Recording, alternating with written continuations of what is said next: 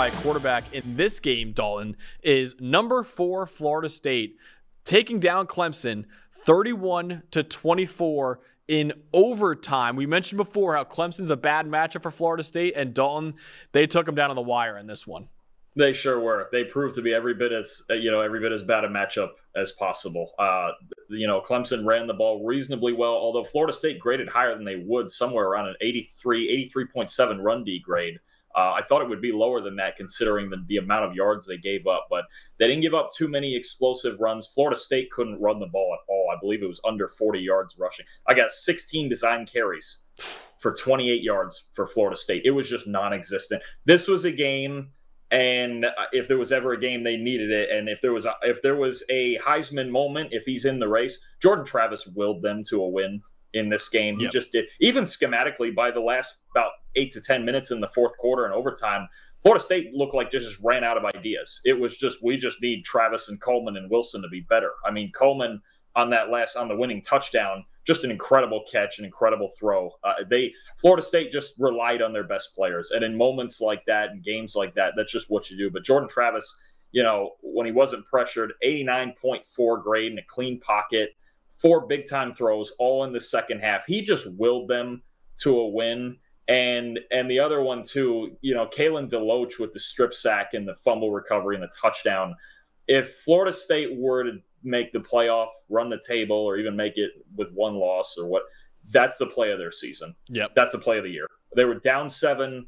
Clemson was driving to really take control of the game. Florida State, if they went down 14, certainly, maybe even 10 against that defense, the way they were playing, Florida State was not going to come back from down 14. And Clemson was rolling at that point. That's the play of their season if they make the playoff. But that play and Jordan Travis, that's really the story, was much like McCord, but I think to a greater extent.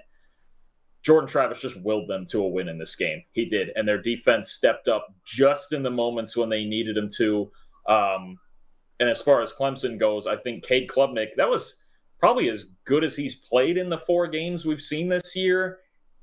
And he's just not – it's still – their passing offense is just not quite ready for that moment. Yeah. I think next year you might see a different game, but also next year the game will be at Florida State. So it's Clemson missed some opportunities, but I think, you got the missed field goal at the end of the fourth quarter. That's tough too. That's really tough with the story, with the backdrop there with the kicker.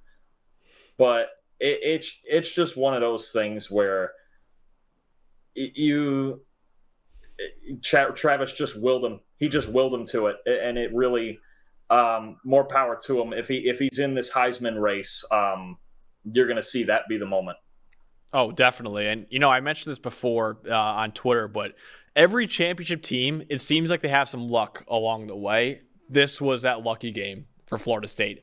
I truly think Clemson lost this game more than anything, man. I mean, you mentioned that Kalen DeLoach fumble, forced fumble. A great play by him, don't get me wrong. But that's a huge, huge play that really changed the momentum of this game. And then not only that, Clemson had a 29-yard field goal to take the lead in the game with a minute 47 left, and Jonathan White's missed it. And this is a kicker that really was added off the street, basically, by Dabo Swinney. He used to be a backup kicker for Clemson. Then he called it quits, was taking his master's degree online in Charleston, and Dabo called him up once they were having kicking struggles and said, hey, can you come in here and play for us this week?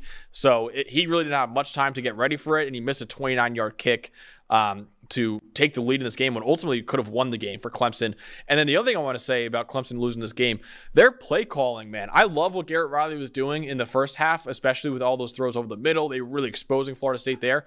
Down the stretch, though, that play calling was insane, man, especially in overtime. You got 3rd and 1 from the 16-yard line. Florida State already scored their touchdown, so you have to match them and score a touchdown. 3rd and 1 from the 16. You're averaging 5 yards per carry in the game, and you throw 2 passes from Cade Klubnik on 3rd and 1 from the 16 and then 4th and 1 from the 16. Both of them fell incomplete. I thought that was crazy, man, with how well you're running that football. I mean, yes, Florida State's run defense grade was pretty good, but like you said, it's more because they didn't allow too many explosive runs. But you're averaging 5 yards per carry. You're telling me Will Shipley can't get you 1 yard on that. So I thought Clemson's play calling in overtime was insane. But you mentioned Jordan Travis, who I picked to win the Heisman before the season. We have an interview with him you can check out as well. 79.1 grade in this game. Not to mention, he was dealing with injuries the entire game as well. He had an injury to his non-throwing shoulder. He had an injury to his hand, his throwing hand as well. And he still was gutsy in this game like Kyle McCord, man. And listen, Florida State now, they're in the driver's seat for the college football playoff right now, man. They play number 17 Duke, number 18 Miami, and number 22 Florida. That's all they've got in terms of ranked opponents for the rest of the season. So unless they really screw up like they did with the Boston College game, they really have a clear path now to getting to 12-0 and making it to the ACC championship game. And like we mentioned, Clemson, out of all the ACC schools, yes, they are 2-2. Clemson's the best matchup for them in the ACC, I think, in both of our opinions. So, yeah, man, it's going to be. I think they are firmly in the driver's seat now for the playoff, and now it's just about not screwing up for the Seminoles. Yeah, they.